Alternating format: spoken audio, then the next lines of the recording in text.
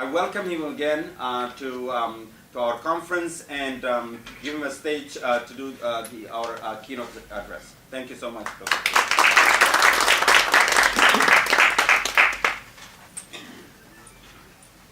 Thank you very much, Hamza. I'm not sure if I'm going to be able to live up to the introduction. It is a great honour to be here. I am used to presenting about human rights abuses, and I'm normally quite relaxed about doing that. I've done that a number of times these days. But today, I'm going to give you a personal view, my own history of involvement with the Oromo struggle, and how it's altered my view of the world order. And this is quite a new project for me. I've never spoken in these terms or been as controversial as I intend to be today before. My talk is entitled, unlike on your sheet, Beyond the Rhetoric, Observations on Hypocrisy in Western Foreign Policy and Seeing the Elephants. My involvement with the Oromo struggle began in 1988 when I was working for an NGO called Health Unlimited, and I was training health workers for the Oromo Relief Association, spending between 6 and 8 months a year in Ethiopia, in Sudan rather, between 1988 and 1991. I learnt many things from the health workers that I was training, including something that I now teach to advanced nurses in the University of Worcester, where I come from, is that people with TB have got beautiful eyes. This is not taught in British medical school. But you can pick people out with TB by how attractive their eyes are. Stunning fact. I learned that from an Oromo health worker. Together with Hamba, we learned how to set up a TB clinic. And we ran the TB clinic amongst the refugee population. I tell the nurses, as I say, about what he told me about what happens to the eyes of people with TB. What I don't tell the nurses that I teach now is that Hamba was taken by the TPLF in 1992 in Addis Ababa, and he was killed. I don't tell them about Johannes Magarsa, another health worker that I worked with, who was a bit of a dandy, a ladies' man, son of a tailor, trained as a nurse in Cuba, as many did, and he was killed by the TPLF in late 1992. Simone was another health worker that I worked with. He was the first health worker that I was introduced to. He died in Didessa military camp in 1993, along with many of the at least 25,000 members and supporters of the Oromo Relief Association and the Oromo Liberation Front, who were detained in military camps by the TPLF in late 1992 and early 1993. Amnesty International said there were 25,000 detained in these camps, and local human rights activists, including Oromo and his people at Urji, reckoned that there were 40,000 taken into these camps. I know that Simone died in Didessa because I've spoken since to another health worker who I used to write, well, together we wrote the, thanks. Together we wrote a health worker manual, and Sambato was his name. He was also in Didessa, and he wrote to me some years later of how 3 people, including Simone, and the image of them lying dead in a hole in the ground will always haunt him. And Sambato had his life destroyed by the TPLF after being in Didessa camp he became an OLF fighter again, was again detained. Eventually he was drummed out of Sudan, pursued by the Sudanese security who were working in hand in glove with the TPLF at that stage. He then worked as a taxi driver in New Zealand, where I met him a couple of years ago. And eventually now, after 20 years, he's resumed his profession of being a nurse. His brother was killed because of his involvement with the OLF, and his brother's kids were drummed out of Ethiopia, and they're now seeking asylum in Uganda, and he's distraught because of his belonging to the OLF. His brother's children are now living as refugees in Uganda.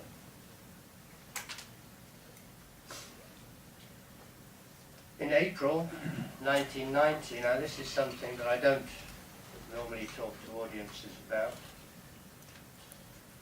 5 health workers came from the eastern front of the OLF to see how we were doing the health program on the western front. And we were going to enter Wallaga through Sudan.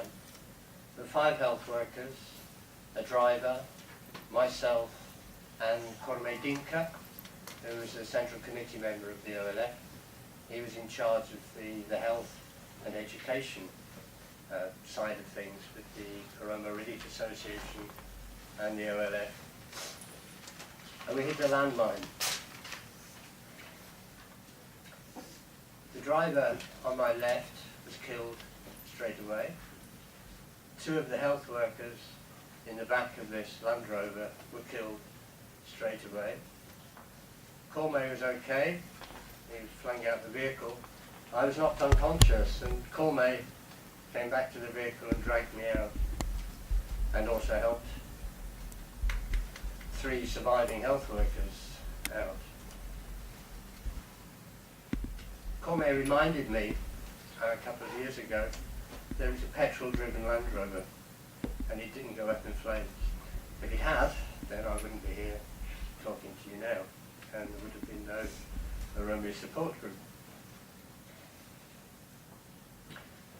What I'm haunted by, there was a long and very painful drive back to Damazine from where we hit that landmine. And I could still hear the screams of 2 health workers who were dying in the back of the truck behind me. Out of 8 of us in that Land Rover, 5 killed. Later that year, we were back in Sudan, training teams of vaccinators. There were waves of meningitis that were hitting Oromo refugee camps and the population in, well, the whole of the Sahel, sub-Saharan Africa. And we saw lots of people affected with meningitis in Yabus the year before. We managed, luckily, not to lose anybody. But there was an obvious need to have a vaccination campaign against meningitis.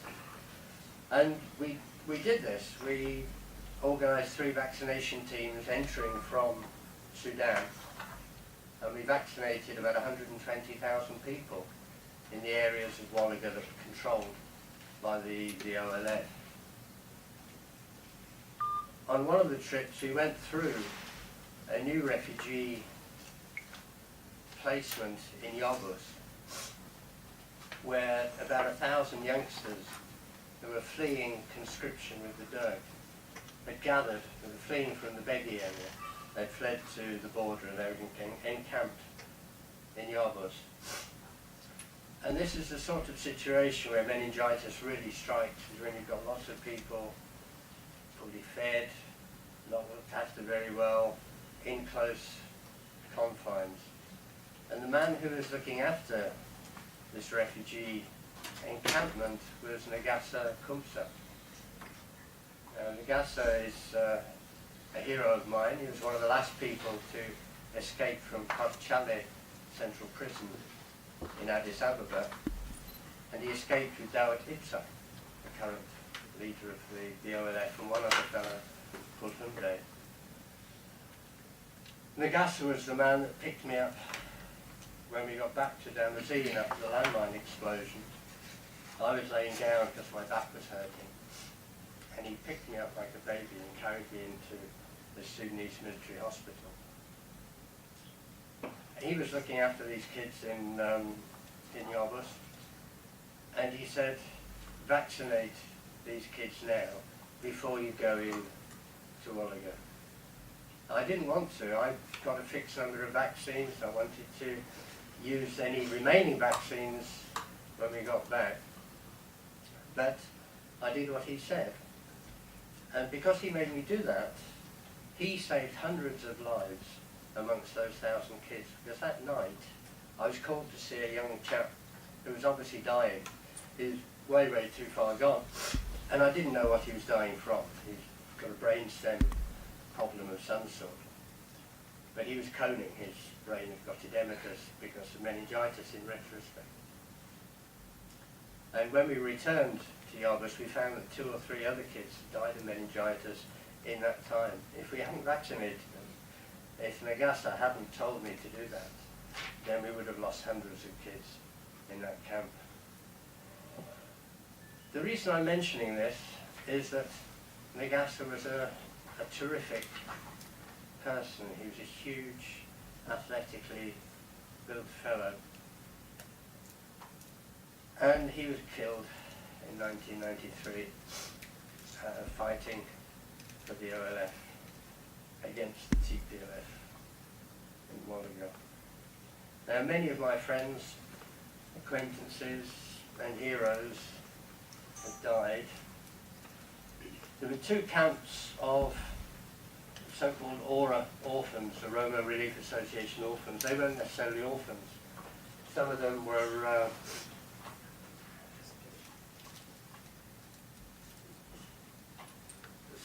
the children of fighters who were part of the struggle, and some were not. And there were several hundred of these kids between the ages of 5 and 18 in 2 camps in Sudan. And at the time of the change in 1992, the TPLF attacked those groups of kids, and we know that about 160 of them were shot. It was described that they were running through the grass like kurupe, little antelope that jump up, and they were jumping up to see through the grass because they weren't tall enough to see where they were going. They found about 160 bodies of these kids that were shot by the TPLF. In 1992, when the OLF left the transitional government at the time of the elections, we all thought it was a temporary thing. And I'm told that the person who bought the tickets for them leaving the country actually bought return tickets. Did you know that? They have returned. They were thinking they were going to go back. Because of the disappearances, killings, detention and torture that was going on, Oromo friends persuaded a bunch of us who used to work for Health Unlimited and the Oromo Relief Association. Oh, thank you. Persuaded a bunch of us to set up the Oromo Support Group. And naively, I thought, all we've got to do is put the information out there, and the international community, meaning the Americans, and to some extent the British, would stop supporting this evil regime that's committing all these abuses. I thought, well, nobody can possibly, if they know what's going on here, they won't support these evil people. And, well, many of you here are much wiser than me, and could have told me very different. And it's part of my journey of learning that I'm talking to you about today. I began to learn how unconcerned the international community was when people like Asaf Amaru the boss of the Ethiopian Teachers Association, vice chairman of the Ethiopian Human Rights Council, was shot dead on the streets of Addis Ababa, surrounded by TPLF security people, backed up with British donated Land Rovers. 1 year later, Ebisara Dunya, famous Oromo singer, it's great if you've seen him on DVD or video.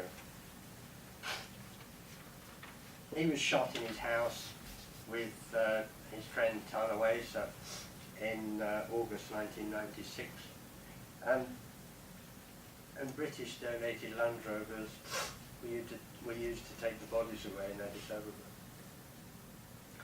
I was shocked when a young 15 or 16-year-old had written to the Oromo support group in Wallaga was shot and killed by the TPLF because he happened to have a copy of the letter that he'd written to me in his pocket. I was shocked when the Oromo Relief Association was shut down. The Oromo Relief Association was looking after about 300,000 people in Ethiopia. It was well respected by organisations like Christian Aid, Help Age. It had approval from IGAD, and it was closed down by the TPLF with barely a squeak of protest from the international community. And in 1997, in August 1997, when Garoma and the staff at Urji newspaper were all rounded up, 3 Oromo were shot on the streets of Addis Ababa, and the media were full of these 3 OLF terrorists being killed in Addis Ababa, and people who were said to be conspiring to support the terrorists, people like Garoma. Does he look like a terrorist to you? Urji staff were arrested in 1997. Human Rights League board members, they were all arrested. Macha Tulama Association members were arrested. In those days, I was allowed access to the State Department. They used to see me then, they don't now. And I spoke to the Ethiopian desk officer, Joe Cassidy, who seemed a nice enough guy. And he promised me that he'd seen evidence that these guys were involved with raising funds for the OLF, and that this was a terrorist conspiracy. And it's since then that this subtle linkage of the OLF in the minds of people with terrorism, which is just what the TPLF wanted to happen, is this association goes on with Western thinking. In November and December 2010, so just over a year ago, 9 people were taken in Djibouti, including some UNHCR recognised refugees. They were just picked up by a combined unit of Djibouti and Ethiopian security forces, as I say, including recognised refugees. And what they did, they left, or they claimed to find slips of paper at the arrest of one of these guys, Jundi Baka, who had been refooled 7 years previously, detained and then came back to Djibouti. They said they found pieces of paper which showed that the OLF were forcing refugees to pay subscriptions to the OLF. UNHCR believed this, and they did not protest about the refoulement of those 9 guys back to Ethiopia. When Amnesty International in London contacted UNHCR about these refoulements, they were told, oh, they were OLF members, they were armed terrorists. I've spoken to people who were with these guys when they were detained, and they weren't OLF members, they weren't gun-carrying terrorists, they were refugees. But Amnesty had believed what UNHCR said, and so there was no squeak of protest from the foremost human rights organisation in the UK. And despite the clamour of protest from NGOs and governments about the legalization of abuse in Ethiopia now, with the anti-terror law, the civil societies proclamation, and with the press law. Despite this clamour and protest, it's a constant battle now to counter this labelling of the OLF as being a terrorist organisation. And that's part of what the Oromo Support Group now does. We're trying to speak to governments, to speak to power, to speak to the EU, to speak at the UN. And the US State Department when they used to make the team. And I began to see how power works in this world. And people like Franz Kafka that I've read, Arundhati Roy, Noam Chomsky, these people began to make sense. I saw that what they were talking about was right. I was open to another perspective about the world order from 1990, when, before we got hit by the landmine, there was the first Gulf War, where George Bush I, in the Bush dynasty, invaded Iraq. And there was a different perspective on that war in Sudan than what I was hearing over the BBC World Service. The BBC World Service was jingoistic and saying, yeah, these cruise missiles, surgically precision directed, we're doing great things in liberating the people of Iraq. In Sudan, an awful lot of the kids were christened Saddam that year. Let's stay with Iraq for a second or two to examine this world order that I began to learn about. When Saddam Hussein disobeyed his Western masters and decided to control the output of his oil by invading Kuwait in the late 1990s, prior to that he was getting a lot of support from the West. When he was gassing, is it 5,000 or 50,000 Kurds at Halabja? When he was doing that, he was getting a maximum amount of support from the West. They later said, oh, we invaded in 1990 because he abuses human rights. That's rubbish. He was abusing the human rights when we were giving him all that support. In fact, the British Foreign Secretary was in Iraq at the time of the Halabja massacre. He was cementing an arms deal with Saddam Hussein as he did so.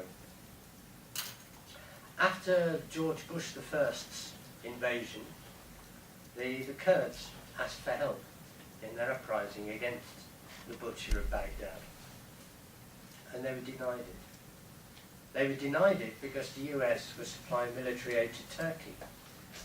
Again, peaking at that time when Turkey was suppressing the Kurds in the southeast of Turkey. There was a Shia rebellion just after the George Bush I's invasion of Iraq, the Marsh Arabs. And they asked for permission. They didn't ask for help from the USA. They asked for permission to use the weapons and equipment that Saddam Hussein had left behind in his retreat towards Baghdad. The Americans refused. And the murderous consequences, as we know, Saddam Hussein dried out the Marsh Arab area and slaughtered tens of thousands of people. Why? Because, according to the US, we needed a stable regime. He was a tyrant, yes, he was an abuser of human rights, yes, but it was stable. And then followed, if you remember, 11 years of horrendous sanctions and bombing raids. It was the longest bombing of anywhere by a Western country. During that time, reliable estimates have said that 500,000 Iraqi children died because of those sanctions and the bombing raids. Madeleine Albright admitted that this was a very high price to pay for controlling Saddam Hussein. And when she was asked, are you aware? She said, yes, I'm aware, this is the price, and it's a price worth paying, she said. 500,000 children. We were hoodwinked by Bush the second and Tony Blair with their lies about weapons of mass destruction in Iraq. Some of the people in the US actually believed the lies put out by George Bush II, saying that there were links between Al-Qaeda and Iraq, which we all know is rubbish.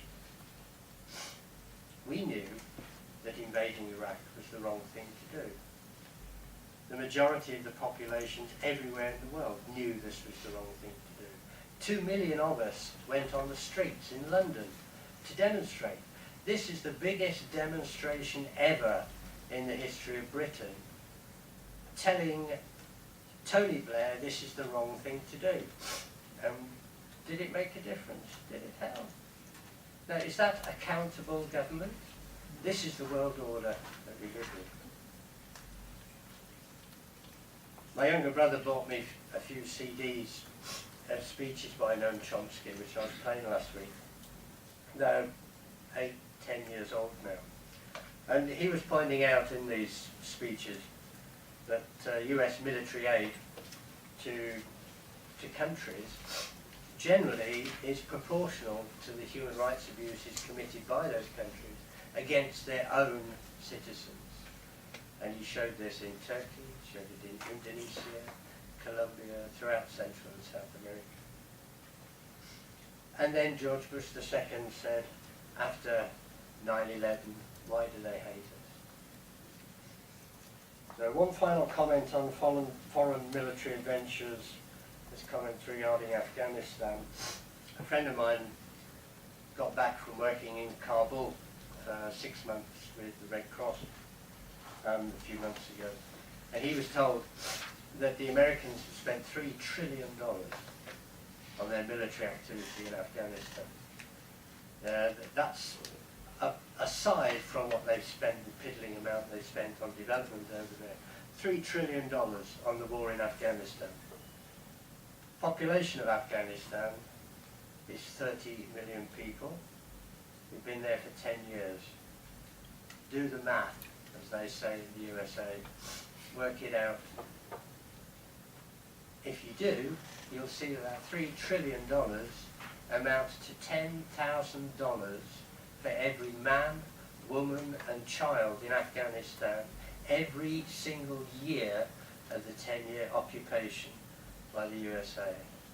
Now that amount of money could have done some good in Afghanistan.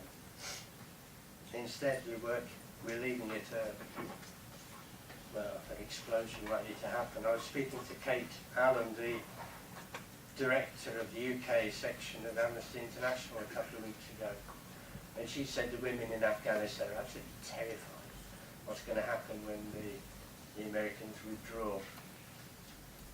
Now, I used to think that fears about the power of the US military-industrial complex were overrated and were conspiracy theory in the same realm as flying saucers. But Eisenhower warned of the power of the industrial military complex as he was leaving office in the 1950s, I think. And with growing scepticism, I began to look again at the power of the weapons industry, the power of international corporations and the power of the media, and the control they and unregulated finance capitalism. At last I begin to understand what Cisa was talking about with international finance capitalism and the control that these have over international trade and their control of political parties and the apology for democracy that we have in the West.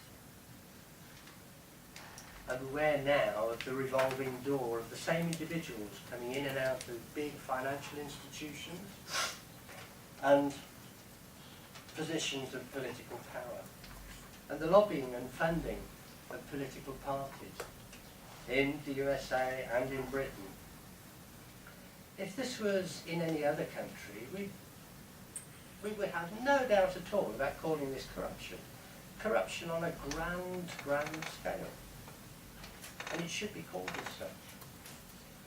I'm beginning to see the elephants in the room, and this vague sense of something being wrong and a sense of injustice is beginning to take shape. And I can understand now how unaccountable bodies work, like the World Trade Organization, the World Bank, International Monetary Fund, European Commission, how private companies can bankrupt nations. And now I'm not surprised to find that the working classes of Greece and Turkey are paying for the deregulated finance capitalism under the leadership of former staff members of Goldman Sachs. Prime Minister of Italy is a former staff member of Goldman Sachs. The Prime Minister of Greece is a former advisor, I think, to Goldman Sachs. I recently read Goldman Sachs described as a giant vampire squid ramming its blood funnel into anything that smells of money. It's refreshing to hear the truth in the Western media.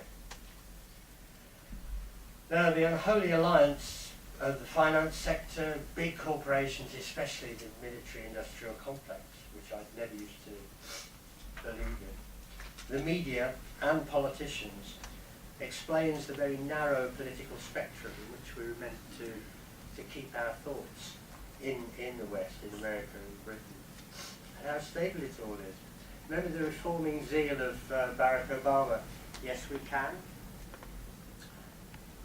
No, he couldn't. He didn't stop. He hasn't emptied Guantanamo Bay.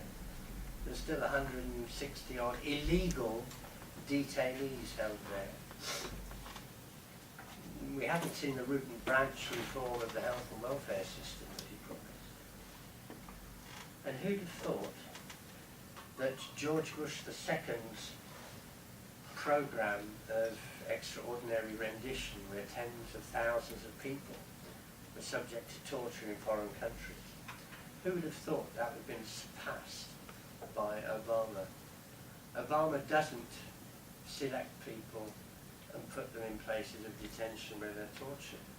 He sends in drones, unmanned aircraft. There's some boy playing computer game in the Nevada desert who can blow out whole villages. That's what Obama's done for him. And at the same meeting that I was, where I met Kate Allen, was the executive director of the War on Want, John Hillary, and he's been doing research on drones.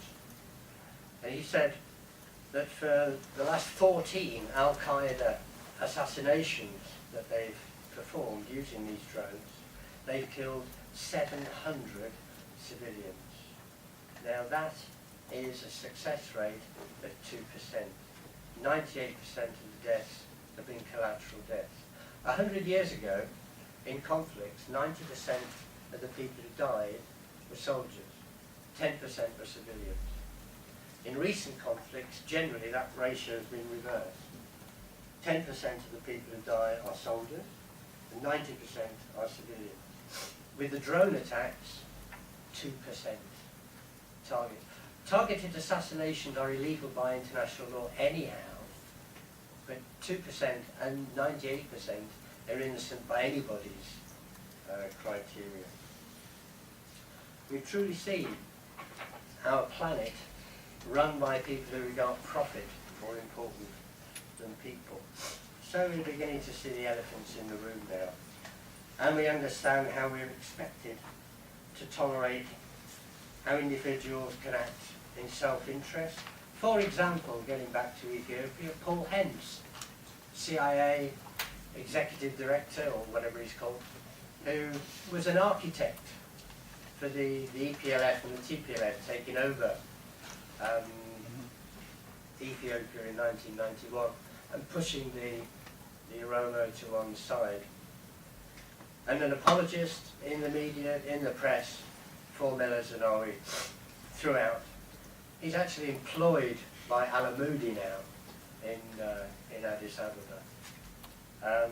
Irving Hicks, another one who's in the pay of Al-Amoudi. Herman Cohen, do you remember the Assistant Secretary of State who said at the London conference in May 1991, no democracy, no cooperation? Herman Cohen? Well, he works for a lobbying firm in Washington, and he speaks to power on behalf of Meles Zenawi in Washington now, and he gets paid thousands of dollars for doing that. So that's an elephant in the room that we don't see. We don't notice that in our free society over here. Aid to Ethiopia accounts for at least a third of its budget. $3 billion in 2011. Now how can a country where a third of its budget comes in foreign aid build up one of the biggest and best equipped armies in the whole of Africa? That's an elephant in the room. Why don't we see it? 50 years ago, Amartya Sen said that the Nobel laureate in The Economist said that you do not get famine in functioning democracies. That's 50 years ago. Nearly 40 years ago, the 74 famine, and nearly 30 years ago, the 84-5 famine in Ethiopia. In 20 years of TPLF rule and an unprecedented amount of aid in Ethiopia, we still have, 11 million people dependent on food aid and food for work programs. And selling off of unused, unneeded land for profit. Isn't that an elephant in the room? Shouldn't we be making a big fuss about this? When Cameron did his triumphant tour of the countries after the Arab Spring in February of this year, congratulating the military regime now in Egypt in restoring democracy to Egypt, did you know he had in tow with him 8 representatives of arms industries? He was selling weapons to these people. There are astonishing levels of greed, wealth, tax avoidance by backers and corporations, and the inequality and injustice that we're expected to tolerate. Did you know the total amount of money owed on the planet at the moment is 3 times, is 3 times the world's GDP? And that shows you how unregulated the finance industry is. And so we can see how the fundamental unfairness of killing, detaining, torturing Oromo is followed by their refusal of asylum when they manage to get over here, or labelling them as terrorists. But the big danger of all this is, of course, fundamentalism. But it's not Islamic fundamentalism, it's not even the Christian fundamentalism of the Republican Party. It is finance fundamentalism, worship of greed and profit.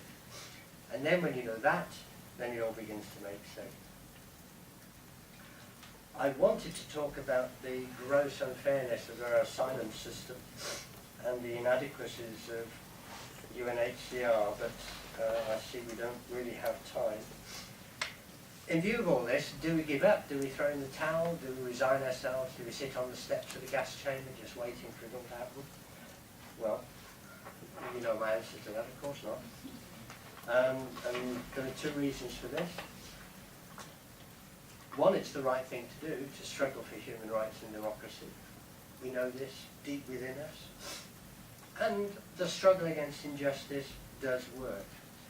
The progress always has to be made painfully and slowly against the tide, against the status quo, against power. And there are 2 platitudes I can't resist. One is that only dead fish always swim with the stream. The right way is often the most difficult to take.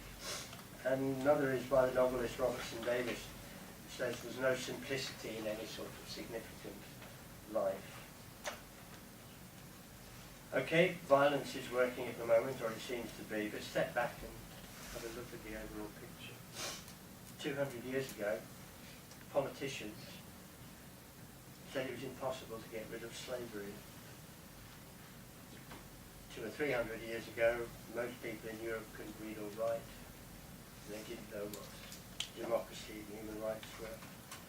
100 years ago, intellectuals and politicians said that women shouldn't have the vote. Well, we don't have women's rights up to anywhere near the right level yet, but we're slowly winning. In my lifetime, labour activists in the USA were killed by members of the FBI and the CIA. Careers were ruined because of suspected links to communism in the 50s, with the American equivalent of the Spanish Inquisition and McCarthyism. I mean, in my lifetime, although it's not complete, the black civil rights movement just moved things on incredibly. No longer have lynchings. And we have a president, although he's white in character, at least he's half black. And from the front line, progress always seems too slow, but it's the frustration of this that keeps that boundary pushing forwards. So be aware that things have moved on in many respects. In 1988, when I first got involved with the Oromo thing, I didn't know who the Oromo people were, and neither did most of the people in Britain. Travel writer Trevor Murphy wrote In Ethiopia with a Mule, or Going Around Ethiopia with a Mule. Her only reference to Oromo was as Gala, as thieves and pagans who she was terrified of when walking through Abyssinia with her mule. But now, no serious news item, no serious article about Ethiopia can fail to mention the Oromo. There's a region called Oromia. The language was disappearing, the language and culture were in danger of going to oblivion until the OLF. Written Oromo in a script that suits it wouldn't have happened without the OLF. The language of education of Oromo children is now Oromo. That wouldn't have happened without Ipsikatama being Minister of Education for a year. Although it was disastrous in many respects, 91 to 92. Tishalia Berra, the former president of the Oromo Supreme Court, told me a couple of weeks ago that the OPDO is growing the OLF. The amount of consciousness amongst the Oromo youth is huge, but it's frightening. I'm reluctant to talk about crossroads because every day is a crossroads. But there is a choice now between going down the old power violence track, which delays development and perpetuates the cycle of dominance, on one hand, or on the other hand, dialogue and planning the sharing of resources and power and development for all in Ethiopia. We need a new social model. We need to prioritise the poor. We need to demilitarise Ethiopia. We need preemptive practice of negotiation. We need truth and reconciliation in terms of human rights abuses that have been done. We need planning for a sustainable and green economy. And there are precedents, but we don't have time to go into that. But GADO has got some useful guiding principles that could be very beneficial here: the accountability, the refreshment and regular change of the leadership, power of people, and social justice. Now, this is not the responsibility just of leaders, it's the responsibility of all of us. We wait for political leaders to do anything, they wait forever. They only get pushed into doing things by ordinary people. Colonel Alamu's message to the OSA conference several years ago, Alamu Kikesa, was unity, as it was when he addressed the Machu Association when it was formed in 1966. And my message now is dialogue. Plan for a future with a mutual benefit for all in Ethiopia. Two quotes to finish with. Noam Chomsky: if you say there is no hope, you guarantee there is no hope. And to me, the dinosaurs didn't see the mammals coming. Thank you.